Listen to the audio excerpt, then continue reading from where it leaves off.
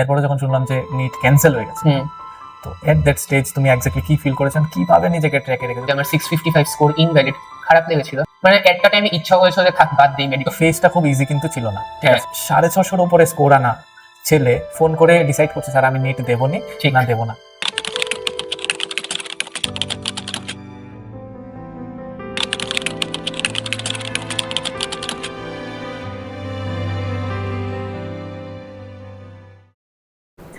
রিনিট 2026 এ যেটাকে one of the most toughest paper consider করা হচ্ছে, লাইক 2025, ওইখানে আমাদের স্টুডেন্ট সোমরাজ 610 মার্কস পেয়ে ওয়ান অফ দ্য টপার কিন্তু সে হয়েছে। হ্যাঁ, তো মোস্ট সাকসেসফুল স্টুডেন্টসদের মধ্যে একজন কিন্তু সোমরাজ।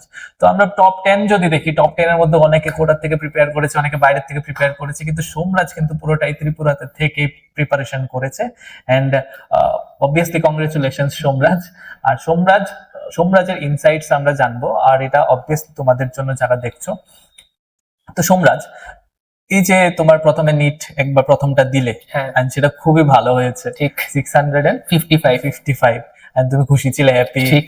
এন্ড তারপরে আবার শুনলে যে ক্যান্সেল হলে, তো একই বছরে দুইবার তুমি নিট দিলে, এন্ড পরের পেপারটা মানে আগের পেপার থেকে কিন্তু ড্রাস্টিক্যালি চেঞ্জ হয়ে গেছে। তো তুমি মাঝখানে এটা কিভাবে ব্যালেন্স করেছো? এই যে পেপারের ডিফিকাল্টি লেভেল চেঞ্জ হয়েছে, এক্সাম হলে কিভাবে তুমি এটা ফেস করেছো, এন্ড মাঝখানের যে টাইমটা প্রিপারেশন, সেটা তুমি কিভাবে ইউটিলাইজ করেছো? এক্সাম হলে প্রথমে তো আমি যখন পেপারটা দেখলাম, মানে মাইন্ডসেটটা এমন বানিয়ে গেছিলাম যে আমাকে পেপারে যা ইচ্ছা তা দিতে পারে, হয়তো খুব বেশি কঠিন হবে অথবা একদম সহজ পেপার হবে, 24 থেকে সহজ দিতে পারে। তো আর মাইন্ডসেটটাই এমন বানানো ছিল যে পেপারে যে কোনো কিছু আসতে পারে, আমার কাজ হয়েছে এটাকে ফেস করা। কঠিন হলে সবার জন্য কঠিন, সহজ হলে সবার জন্য সহজ, আর অন স্পট থিঙ্কিংটা ডেভেলপ করতে লাগবে। তো আমি যখন পেপারটা পেয়েছি, আমি দেখলাম যে ফিজিক্সের আমি স্টার্টিং এ আমার টেন্ডেন্সি এমন যে আমি প্রথমে একটু পেপারটা আইডিয়া নেই, তো স্টার্টিং ফিজিক্স থেকে করলাম, 10 মিনিটে দেখছি যে একটা প্রশ্ন হচ্ছে না, তো আমি বুঝলাম 25-এর পেপার আবার দিয়েছে, আমাকে ফিজিক্স বাদ গেল। তারপর আমি কেমিস্ট্রিতে গেছি, কেমিস্ট্রি 10 মিনিটে 2টা না 3টা হচ্ছে, আর প্রশ্নগুলো টাইম লাগাচ্ছে বেশি, তো বুঝলাম ঠিক আছে ভালো, কেমিস্ট্রিও কঠিন হয়ে গেল। এবার বায়োলজিতে গেলাম, বায়োলজিতে এসে দেখলাম যে না এটা পারছি। তারপরে আমি বুঝলাম যে ফিজিক্স কেমিস্ট্রি টাফ এসছে, বায়োলজি সহজ এসছে। তো অন স্পট স্ট্র্যাটেজি চেঞ্জ হয়েছে, ফিজিক্স কেমিস্ট্রিটাতে মার্কস কম উঠবে, বায়োলজিটাতে বেশি স্কোর তুলতে লাগবে। তো কিভাবে অন স্পট থিঙ্কিংটাকে ম্যানিপুলেট করে আমি আমার সিকোয়েন্সটা বানালাম যে আগে বায়োলজি, তারপর কেমিস্ট্রি, তার লাস্টে ফিজিক্স।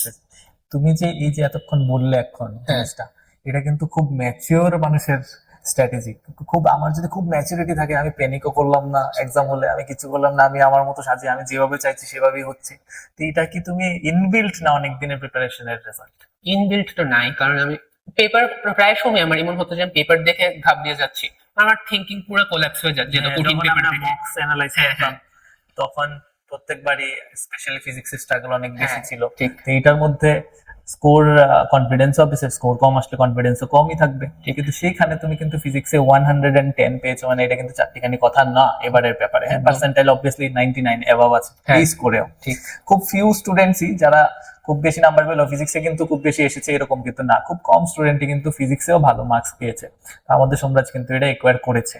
এবার সোমরাজ, তুমি তোমার প্রিপারেশনে ভালো রেজাল্ট হয়েছে আমরা সবাই দেখেছি, এখন আমি তোমার থেকে ইনসাইট গুলি বার করতে চাইছি যে তোমার প্রিপারেশনে, স্পেশালি আমি যদি ফিজিক্সে আসি, ঠিক আছে, তো তোমার প্রথম থেকে সবচেয়ে উইকেস্ট তুমি যেটা বলেছো, তো এটা তুমি কিভাবে এই স্কোরে কনভার্ট করেছো?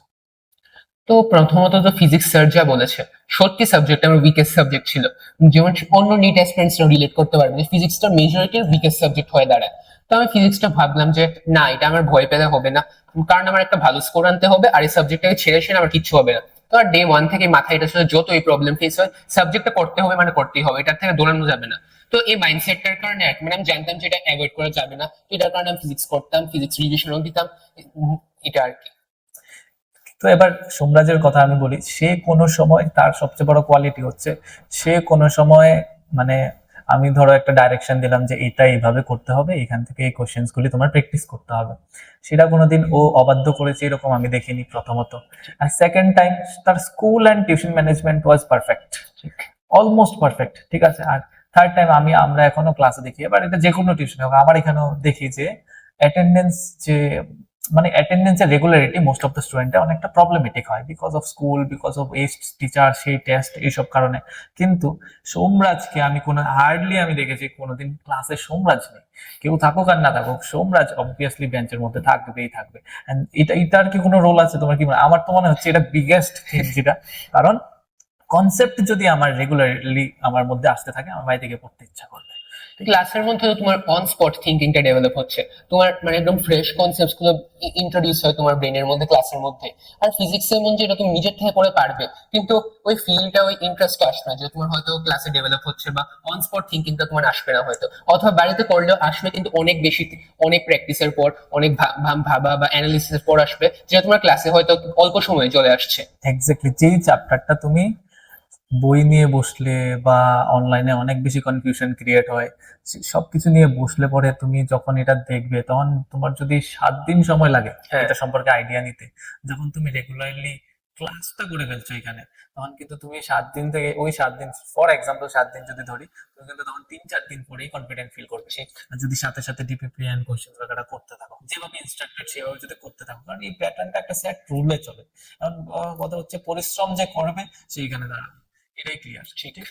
আচ্ছা, আর সোমরাজ, এবার আসি, যেমন ধরো প্রিপারেশন করছি, স্যার তুমি যা বলছো আমি শুনছি, এখানে কিন্তু আমি স্ক্রিপ্ট বানাচ্ছি না বা না। কিছু, ও জাস্ট আসলো ক্যাপ্টেনের ভিড় থেকে, এখানে ডাইরেক্ট আসলো, আমরা ডাইরেক্ট অন হয়ে হ্যাঁ। চালু হয়ে গেছে।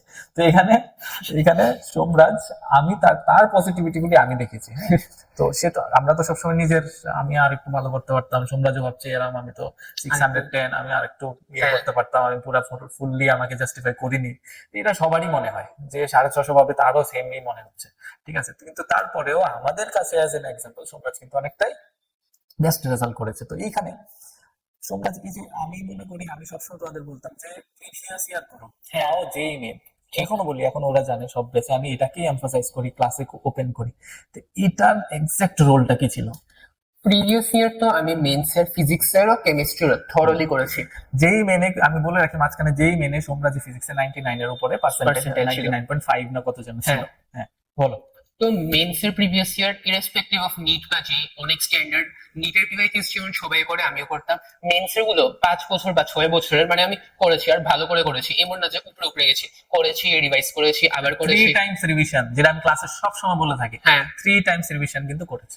কারণ এই প্রশ্নগুলো হয়েছে দরকারি, মানে এমন তো না যে মেন্সের পিওয়াইকিউ গুলো এখান থেকে বা ওইখান থেকে তুলে দিয়ে দিল, স্ট্যান্ডার্ড প্রশ্ন যেগুলো একটা একটা কম্পিটিটিভ এক্সাম এসে সেরেছে। তো এই প্রশ্নগুলো রেলিভেন্স আছে, এগুলো রেলিভেন্ট প্রশ্ন, হয়তো নেক্সট ইয়ার আমি আমার নিটের পেপারেও সেম প্রশ্নগুলো পাচ্ছি, কারণ এটা হয় এনটিএ প্রশ্ন রিপিট করে। তো এটার কারণে আবার প্রশ্নগুলো স্ট্যান্ডার্ডও, তো এই প্রশ্নগুলো করে আমার একটু কনফিডেন্স বিল্ড আপ হতো, আমার একটু থিঙ্কিংও ডেভেলপ হতো। তো একদম পারফেক্ট প্রশ্ন, মানে যেগুলো করা অ্যাকচুয়ালি উচিত মেন্সের পিওয়াইকিউ।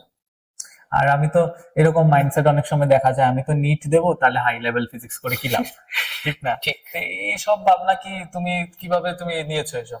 না, এরকম না, কারণ আমি জানি যে নিট মানে সাংঘাতিক আনপ্রেডিক্টেবল, স্পেসিফিক্যালি এই 3-4 বছরে, যেমন 24-এ ছিল সবচেয়ে সহজ, 25-এ ছিল খুব কঠিন, তারপর এই বছরে একটা পেপার এক্সট্রিম সহজ, একটা এক্সট্রিম কঠিন। তো নিট কেমন ধাজে যাবে এটা তোমার ইমাজিনেশনের বাইরে। হয়তো নেক্সট বছর ফিজিক্সটা অনেক ইজি করে দিল, কিন্তু এরকম হতে পারে যে অ্যাডভান্স লেভেলে নিয়ে গেল ফিজিক্সটা।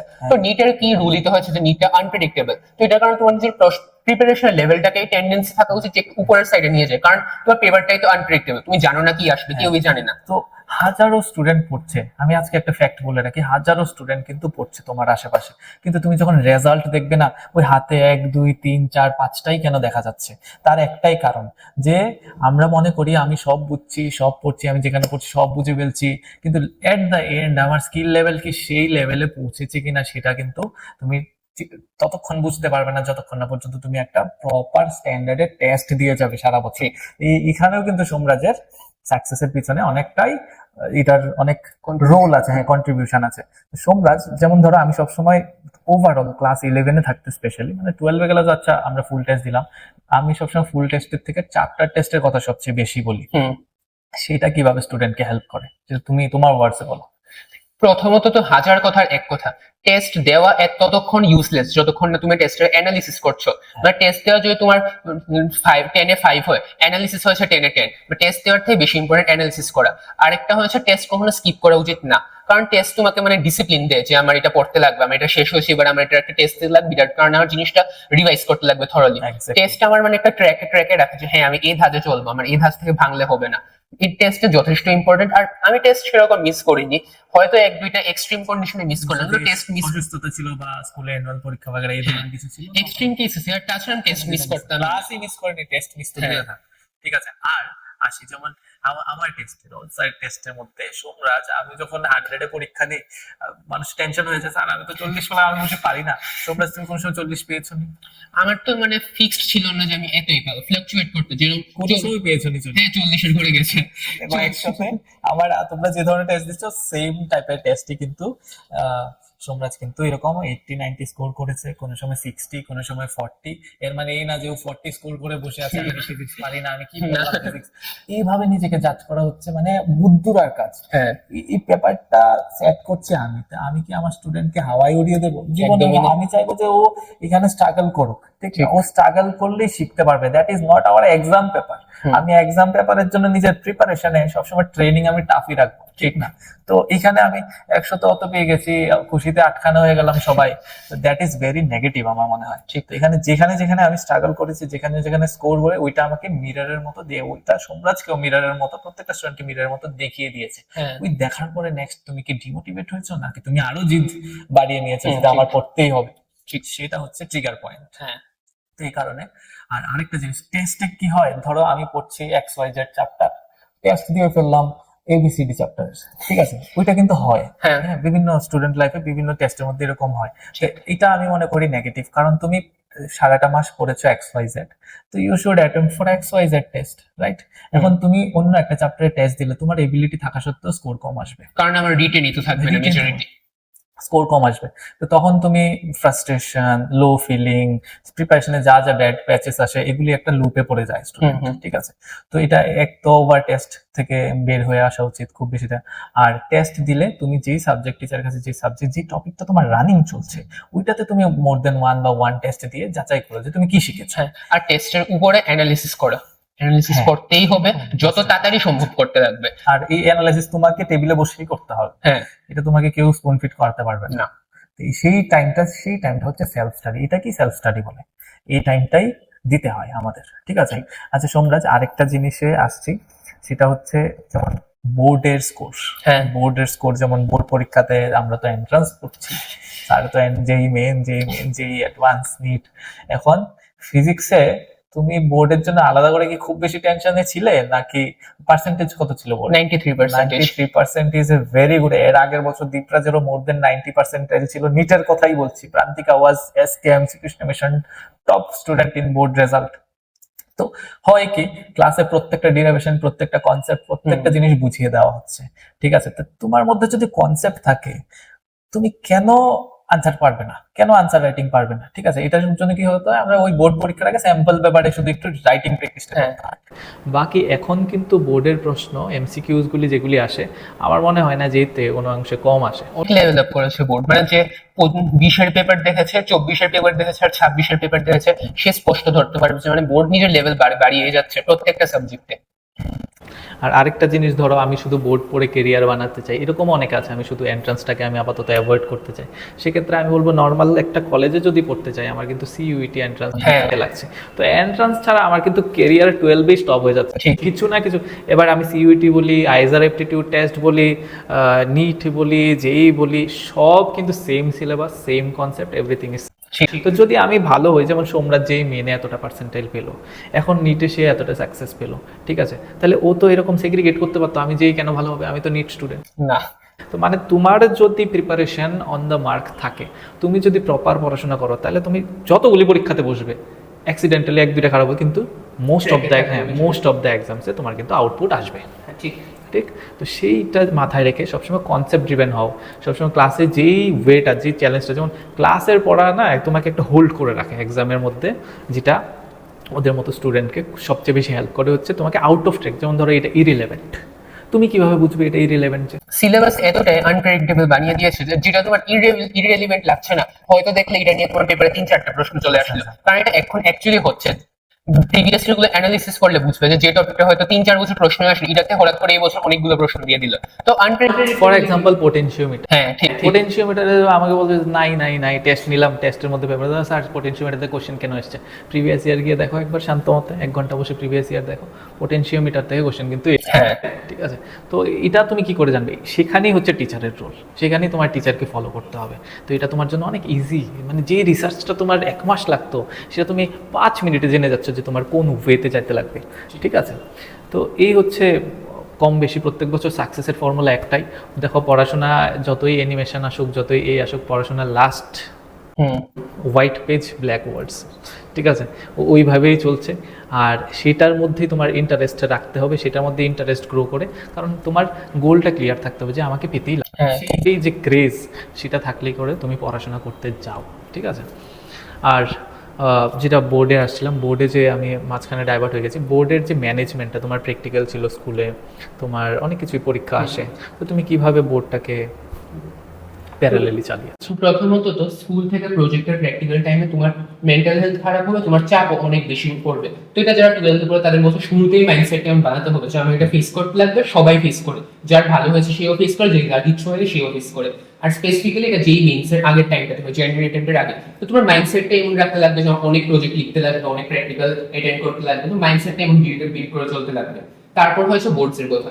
বোর্ডসে নো ডাউট আমারও পার্সোনালি ইংলিশ, ফিজিক্যাল এডুকেশন এইসব সাবজেক্ট পড়তে অনেক বাজে লাগতো, কিন্তু এখন আমার কোনো অপশন নাই, কারণ আমি জানি বোর্ডসটা আমার দিতে হবে, বোর্ডস ছাড়া আমাকে এন্ট্রান্স নেবে না, 75% ক্রাইটেরিয়া থাকে। তো এগুলো আমার ইচ্ছা না হওয়া সত্ত্বেও আমি পড়েছি কষ্ট করে। আর এদিকে কেমিস্ট্রি, বায়োলজি এগুলো তো সবটা এনসিআরটি বেসড চলে বোর্ডসে, তো এটার কারণে লাইক তোমার এন্ট্রান্সেও আসে এনসিআরটি, বোর্ডসেও আসে এনসিআরটি, তো দুইবার এক্সট্রা পড়া হয়ে গেলে লাভটা তো তোমারই। আর ফিজিক্স বোর্ডে নো ডাউট লেভেল আপ করছে, লেভেল বাড়াচ্ছে বোর্ডে, বাট এটা ব্যাপার না, কারণ তোমার নিজস্ব পড়ার লেভেলটা তুমি হায়ার সাইডে রাখো, তাহলে বোর্ডস তোমাকে এত ইন্টারাপ্ট করবে না। হ্যাঁ, বিকজ আলটিমেটলি সব টপিক মার্জি করছে ঘুরে ফিরে, ঠিক আছে। আরেকটা জিনিস হচ্ছে যেমন টেস্টের বিষয়টা, হ্যাঁ সোমরাজ কিন্তু অনেক টেস্ট দিয়েছে, আমরা প্রত্যেকবার অ্যানালাইসিস করেছি, সববারই যে মার্কস ধরো এখন আমার 180 তে 150 এসছে, এর মানে এই নয় যে পরের দুইটা টেস্টে আমার 150-র উপরেই আসতে হবে, এরকম না, নিচেও এসছে, এটা ডিপেন্ড করে পেপার টু পেপার। এখন এবছর সিবিটি সবকে আমাদের যেইতে সিবিটি চলছে, নিটে সিবিটি শুরু হয়ে গেছে অলরেডি, তো এই যে এক্সাম প্যাটার্ন, আমি এক্সাম এনভায়রনমেন্টে এক্সামটা দেওয়া, মেইন এক্সাম দেওয়ার আগে, এটা অবভিয়াসলি অনেক বেনিফিশিয়াল, ঠিক ঠিক। তো এই সমস্ত জিনিসের কালেকটিভ এফোর্টে একটা স্টুডেন্ট কিন্তু সেই গিয়ে দাঁড়ায় সাকসেস স্টেজে। আচ্ছা সোমরাজ, তোমার কি কখনো এরকম হয়েছে যে তুমি স্যারকে ডাউট দেখাতে খুব শাই ফিল করছো? তো প্রথম একটু অজীব লাগতো, নো ডাউট। 11 এর একদম স্টার্টিং এর 1-2 মাস যে লাইক এতজনের মাঝখানে জিজ্ঞেস করবো কেমন লাগবে, তারপর ভাবলাম যে না থাক, আমার জিজ্ঞেসটা তো করতেই হবে। তো আস্তে আস্তে একটু সাহস বাড়লো, স্যারকেও জিজ্ঞেস করলাম, স্যারও দেখলাম যে বেশ কোঅপারেটিভ নেচারের, যে মানে বকা দেয় না, মানে বুঝায় ভালো করে। তো আমি আস্তে আস্তে সাহস বাড়লো। তারপর 12 আসতে আসতে আরো কনফিডেন্সও বাড়লো যে আমি কেন জিজ্ঞেস করবো, যদি স্যার কোঅপারেটিভ হয়, আমার অ্যাটমসফিয়ারও ভালো আছে। তো এমন করে করে আস্তে আস্তে মানে একটা কালচারে চলে আসলো যে আমি পড়ছি আর ভাবছি এটা নিয়ে, যদি না পারি তাহলে স্যারকে জিজ্ঞেস করি। এমনও দিন এসছে স্যারকে রাতের বেলা বা ভোরবেলা মেসেজ করলাম, স্যার যখন ফ্রি হয় স্যার দেখে সেটা voice same note, story with Dipraj was also, sir voice note বানিয়ে রিপ্লাই করে অথবা প্রশ্নটা সলভ করে দেয়, বা হোয়াটসঅ্যাপে না হলে পরদিন আমরা বসতাম, হ্যাঁ পরের দিন ক্লাসের পরে ডিসকাস করতাম। তো ডাউট খুব এফিশিয়েন্ট, মানে কোনো হেসিটেশনও নাই। সেটা ইম্পর্টেন্ট যে তুমি, আমি তো চাই ডাউট জিজ্ঞেস করুক, ঠিক আছে, কারণ তুমি ডাউট জিজ্ঞেস না করলে কয়দিন মাথায় পাইল আপ করবি, তোমারই তো নিজের কাছে খারাপ লাগবে। যে স্টুডেন্টটা ডাউট জিজ্ঞেস করে আমি খুব এনার্জি পাই তার প্রতি, যে আমি যা দিচ্ছি he or she is engaging with that, যে সে বারে বারে এটার সাথে ইন্টারেক্ট করছে, তাই তো তার ডাউট আসছে বেসিক্যালি। কারণ ডাউট আসছেই না মানে তুমি সব পারো, আর যেটা পসিবল না তার মানে তুমি পড়াশোনাতেই কিছু না কিছু কমিয়ে আছে, তুমি প্রপার ওয়েতে পড়ছো না, আদারওয়াইজ তুমি শুধু মুখস্থ করে যাচ্ছ, তুমি বুদ্ধি লাগাচ্ছ না। আর এই পরীক্ষাগুলো কিন্তু কম বেশি বুদ্ধিরই পরীক্ষা, তোমার বুদ্ধি অ্যাপ্লাই করতেই হবে। আচ্ছা, টাইম ম্যানেজমেন্ট থেকে শুরু করে সবকিছু একই সাথে অ্যাপ্লাই করতে হচ্ছে, সেই কারণে তো পরীক্ষাগুলি টাফ। এবার সব শেষে আমি সোমরাজকে সেই প্রশ্নটাই জিজ্ঞেস করবো, যে কারণে আমরা এখন টিভি, নিউজ চ্যানেল, সোশ্যাল মিডিয়াতে একটাই প্রশ্ন, যে রিনিটের যে চলছে, তো প্রথম নিটটা যখন তোমার খুব ভালো স্কোর আসে, ঠিক হ্যাঁ, তুমি খুবই খুশি, আমরা সবাই খুশি হয়েছিলাম। এরপরে যখন শুনলাম যে নিট ক্যান্সেল হয়ে গেছে, তো এট দ্যাট স্টেজ তুমি এক্স্যাক্টলি কি ফিল করেছেন, কিভাবে নিজেকে ট্র্যাকে রেখেছো, তোমার কি মনে হচ্ছিল যে কি করা উচিত তখন? প্রথমত যখন শুনলাম যে আমার 655 স্কোর ইনভ্যালিড, খারাপ লেগেছিল। মানে একটা টাইমে ইচ্ছা হয়েছিল যে থাক বাদ দিই, মেডিকেল ইঞ্জিনিয়ারিং এ পড়েছিলাম, আমার এনআইটি আগরতলায় কম্পিউটার সায়েন্স আছে, কি দরকার মেডিকেল, সব ফোনে ডিসকাস করেছি। কিন্তু তারপর ভাবলাম না, আমার 2 বছরের হার্ড ওয়ার্ক, আমি কেন এটাকে নল এন্ড ভয়েড করবো। এবার মনে হতে পারে যে দ্বিতীয় পেপারে আমার স্কোর আরো ভালো হয়ে গেল, আরো ইমপ্রুভমেন্ট হলো। তো এইভাবেই নিজেকে ছোট ছোট জিনিসে মোটিভেটেড রাখলাম, ভাবলাম যে না করতে হবে, না করলে হবে না। নো ডাউট রিভিশন করাটা অনেক বোরিং ছিল, ঘুম পেতো, ইন্টারেস্ট আসতো না, কিন্তু না করতে হবে, না করলে হবে না। এইভাবেই করে গেলাম, বারবার রিভাইজ করলাম, সেম জিনিসটা বারবার রিভাইজ করলাম যাতে আমার মেমোরিতে রিটেনশন থাকে। আর এটার থ্রুতে সময়টা কিভাবে কেটে সময়টা আর এটার থ্রুতে জিনিসগুলো এট দ্য এন্ড অব্দি ভালো এই চললো। ফেজটা খুব ইজি কিন্তু ছিল না, ঠিক হ্যাঁ। আছে, কারণ আর পড়তে ইচ্ছা করছে না। প্রথম কথা, এত বছর এত কঠিন পরিশ্রম করার পরে, এত টেস্ট সিরিজ দেওয়ার পরে এক্সস্টেড। দ্বিতীয়ত, তারপর সবচেয়ে হচ্ছে 650-র উপরে স্কোর আনা ছেলে ফোন করে ডিসাইড করছে স্যার আমি নেট দেবনি ঠিক। না দেব না। সেটা আমার বোঝাতে হয়েছে যে এটা দেবনি না ওইটা দেব না, অল্টারনেটিভ খোঁজা শুরু হয়ে গেছে। তুমি ভাবো, তো এটা তো একটা মেন্টাল তো ছিল, বাট ইমোশনাল ইন্টেলিজেন্স সেটাকেই বলে। ওই জায়গাতে স্ট্রং থেকে নিজেকে একটা রোবোটাইজড ওয়েতে কিন্তু ও নিয়ে গেছে ওই টাইমটাতে। কারণ ওইখানে যদি আমি বেশি ইমোশনাল হয়ে যেতাম তাহলে কিন্তু আমি হয়তো বা পরীক্ষাটা আরো খারাপ করে দিতাম। হ্যাঁ। ঠিক আছে, এক তো ডিমোরাল তো হয়েছে, যেই উৎসাহে আমি প্রথমটা দিয়েছি সেই উৎসাহে কিন্তু আমি সেকেন্ডে দিয়েছি এরকম কিন্তু না, ভয় ছিল যে কি হবে না ঠিক। হবে। আর এক্স্যাক্টলি হয়েছেও, তা টাফ হয়ে গেছে অনেক। হ্যাঁ। তো এই ম্যাচিউরিটি কিন্তু তোমাকে ডেভেলপ করতে হবে। তো আমি বলবো ম্যাচিউরিটি খুব ইম্পর্টেন্ট এই জায়গাতে। হ্যাঁ, তো ঠিক আছে, যাই হোক, এখন সোমরাজকে many congratulations for Thank you. Your future endeavours. আর মেডিকেলে আমরা তোমাকে খুব ভালো জায়গায় দেখতে চাই। Thank you. আসার জন্য থ্যাংক ইউ।